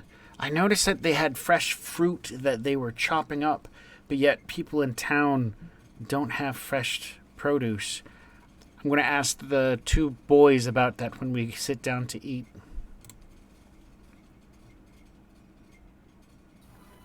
Alright, so I'm assuming that Eumelia will also join them in the dining room. They lay out a rather lavish lunch for you, and to Leon's question, the first boy kind of smiles awkwardly and says, "Well, the Baron doesn't like taking the supplements, so he makes sure that we pick up the necessary food Where from? to keep him happy." Where from? The nobles all get their produce from a traveling merchant who comes into town once a week or so. I press the issue. What's their name? Oh well, the man I pick it up is called Dave, but yeah, no, that's about it. Dave's a nice guy though. When's the next time he's supposed to be through? We had it 6 days ago, so tomorrow. Actually, we'll have to go into town today to pick up some more food, now that I know there's 4 people eating instead of just Dorian. But we'll go in tomorrow to make sure to pick up fresh fruit for you guys too.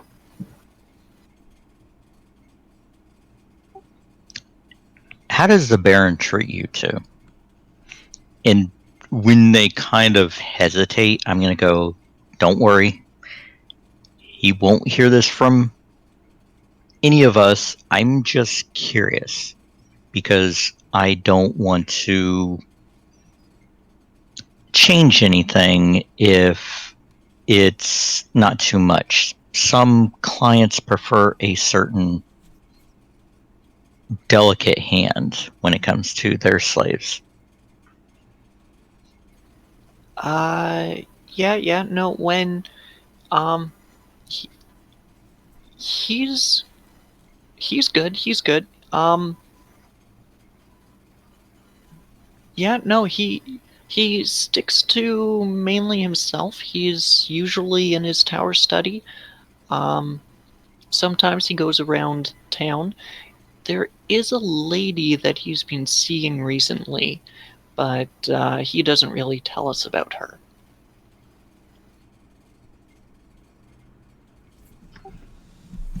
How does Doriel treat you? Oh, Doriel. He can be mean sometimes, but if you don't provoke him, he's perfectly fine.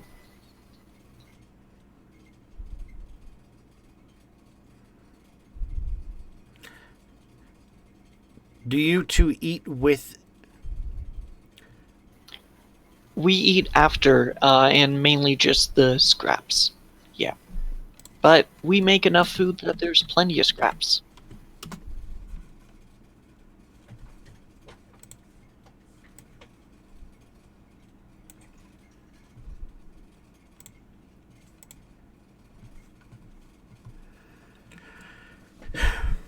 I'll give a nod and then, okay, I will wait until we've eaten, they've had a chance to do what they're going to do, say what they're going to say, and then wait more for an opportunity to have a bit of private time away from these two young slaves so that the rest of us can discuss it. Absolutely. So after lunch is eaten and they've taken the food back into the kitchen to consume whatever's left over, you see them heading into the pipe system as well, seemingly following after Dorian into town. But you assume that they're just going to pick up more food for you guys, leaving you and leaving all four of you alone in the estate. All right. So we have this person's still missing. Have we found out by being here? It doesn't seem to be anything that tells us that this Tycranus is part of the missing. We need something more. This is. I mean, if we could find where she leapt from the cliff, then, and I'll turn my gaze over to Amelia. Then I could ask her.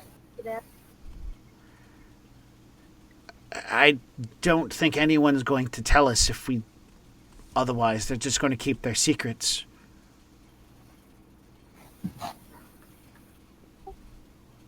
True.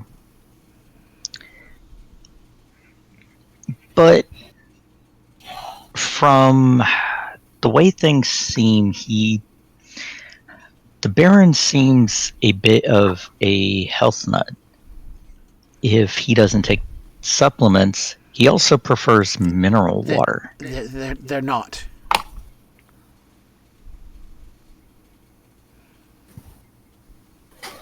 Is there something in the supplements that makes them addicting? No. They're not. They're not supplements.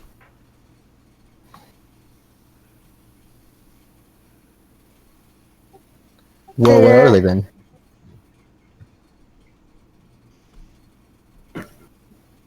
Antitoxin.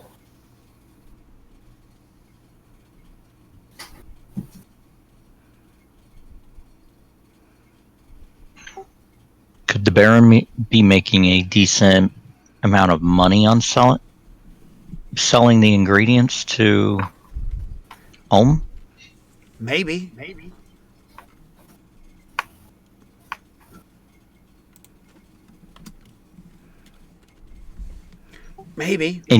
And you're sure there's nothing in them that makes them addicting or makes people dependent on them after they've started? Not that I could tell. I mean, everything about them, they are a Numenera. They have magic to them. But it's just a long-term protective dosage anti-venom. But for some reason.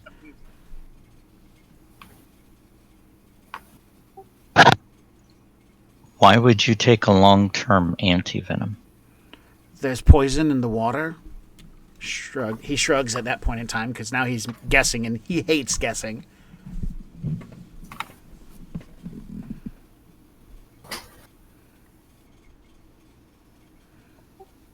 Poison in the water.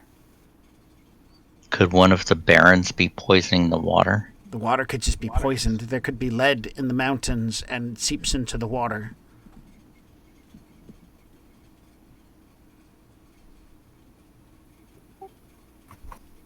Then how is the Baron getting mineral water? I don't have answers. I'm starting to make up guesses, and I hate that.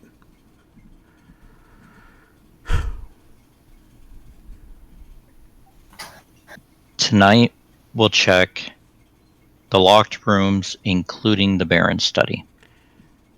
For what? We need to find Serena. Well, if people fall off a mountain, their corpses have to be somewhere, don't they?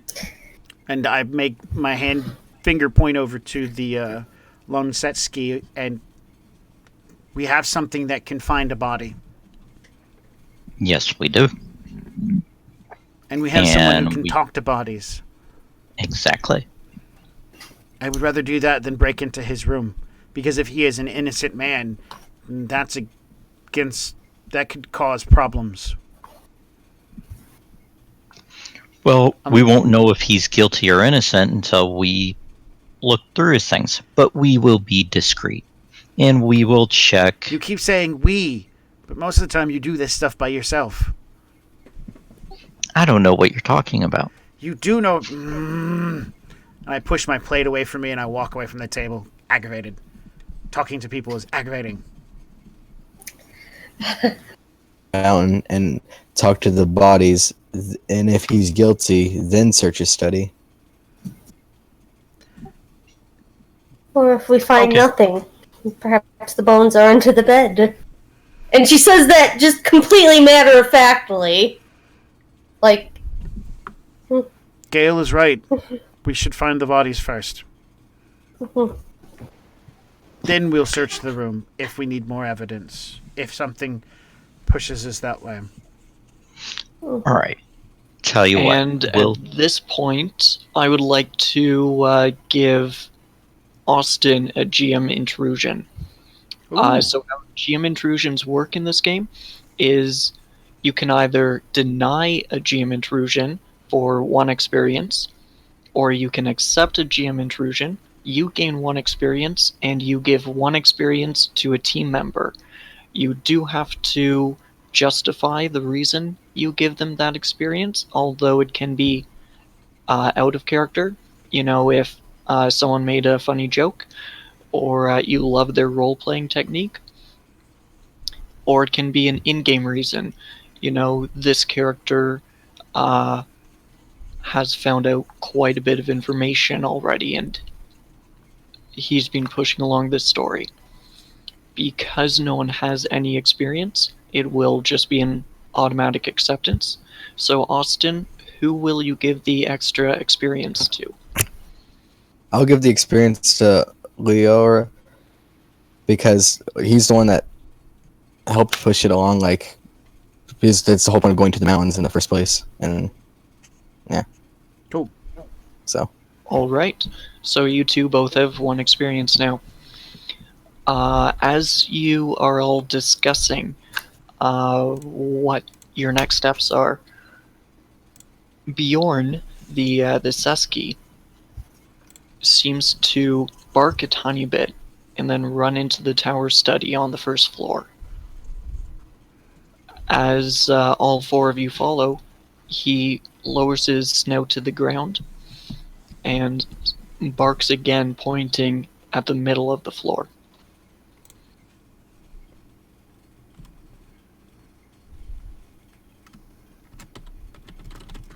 I follow Bjorn into the study to see what's wrong.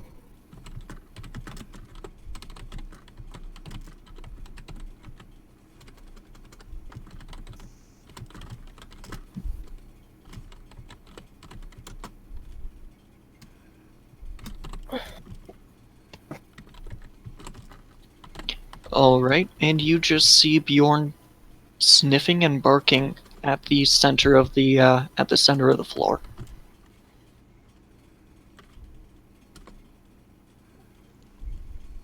I searched the floor for underneath the floor for what he's looking at. The floor itself is pretty smooth. You can't really tell if there's anything amiss.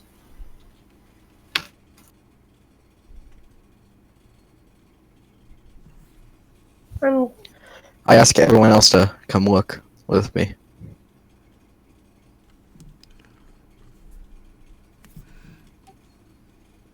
All right. I'll come to take a look. As will I. I, grab a piece of whatever off my plate and follow after. I'm gonna look. I'll make it a foursome.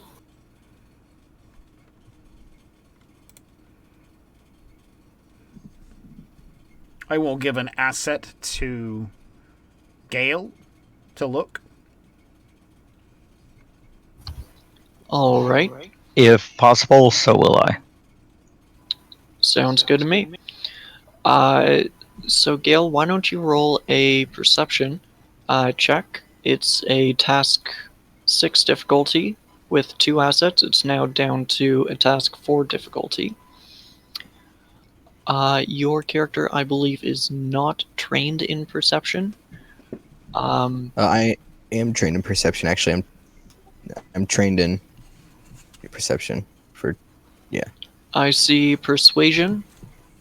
Oh, never mind. On My your bad. character sheet. Yep. So roll a task 4 difficulty. You can either click the challenging button on your character sheet. Perfect. Awesome. Excellent roll. 19. All right, it's a minor effect. Woot. So you do happen to see, when you take a step back and examine the floor, you do see cracks going through the wood where there shouldn't be, planks ending and beginning out of pattern. They make a square shape in the center of the room. It almost appears as though it's a trap door.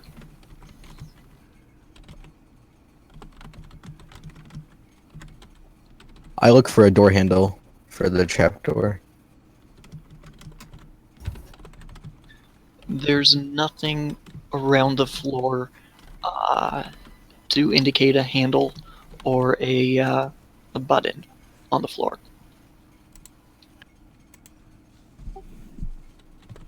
Find something. But with that, I think we're about to wrap it up. On that little cliffhanger. If anyone wants to do anything or any last little movement. Well, if he had indicated he noticed a trap door, I was going to pull out the small pry bar I have in my bag. But All we right. can leave that for next session on what exactly we find. Absolutely. Excellent. Until next session. Okay, so this is for the new individuals who are new at this. This is how we do wrap up at the end of the show. We reintroduce ourselves, tell what we were doing, and Evan, so you would say, this is the end of our show, this is the name, and then you'd go around and you would say, and I have James who is playing nobody, and James would say bye, and we'd kind of do that, and then we talk about original box set for a moment, and then we sign off. So Perfect. make it up as you go. Perfect. So I'm Evan, your game master, and we have for the last session been exploring the town of Uxfin, and our characters have made their way to Tychronus' estate, where they've just discovered a trapdoor. I'm joined here tonight with James, playing Nobody.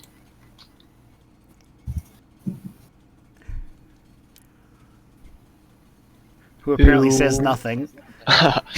Exactly. Well, Nobody Well. says exactly. Yep. I'm also joined with Robin, playing Eumelia, Bye. and Max, playing Leon. Talk to you guys later. And introducing to the channel for the first time, Austin, playing Gale. Excellent. Bye. So, if you guys want to keep up with, if the audience, those guys in the audience, if you want to keep up, we have a website called Original Box Set. I'll put the link into the chat, and you can go there. We have a calendar on our page There you will find dates and information. This was not posted because, of course, this is kind of like something we're throwing together. Right now, our current game shows are this one and a Deadlands game that is going to be starting up in November. We had a Session 0 not too long ago, and we will be cleaning that up and kind of getting it onto our YouTube. That's pretty much what we got going on, other than every once in a while we're doing a Star Wars here at the house. Check it out on YouTube. Also pay attention. If you're interested in joining our Discord, let me know, and I will drop the Discord link into the chat, and you guys can come hang out with us. We like to talk about gaming materials and possible upcoming games. So yeah. That's our show. Thanks for joining us, and we will talk with you guys later. Everybody wave. Bye. Oh my.